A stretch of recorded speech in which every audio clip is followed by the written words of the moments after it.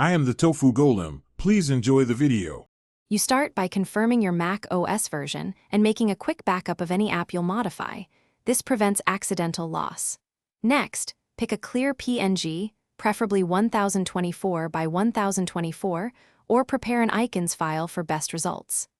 Open Finder to Applications and keep the image visible in Preview or Finder so you can copy it. Once done, select the app you'll change and get ready to edit its icon via the Get Info window. This sets the stage for replacing the dock icon. You now perform the actual swap. Click the application, press Command-I to open Get Info, and click the small icon in the top left of that panel. In Preview, select and copy your prepared image, then return and paste it with Command-V. Mac OS will accept a pasted PNG or icons here. If Mac OS prevents changes because of permissions, duplicate the app and modify the duplicate first. Make sure to test the modified app launches correctly before proceeding to dock updates or system. You finish by refreshing the dock. Remove the app and then drag it back from Applications. That usually updates the displayed icon immediately.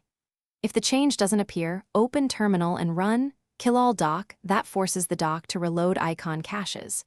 If permission errors blocked the paste earlier, return to Get Info, unlock sharing and permissions, and grant your user write access, then repeat the paste.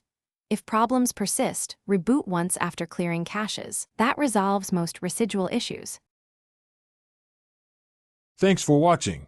Consider subscribing if we helped you today.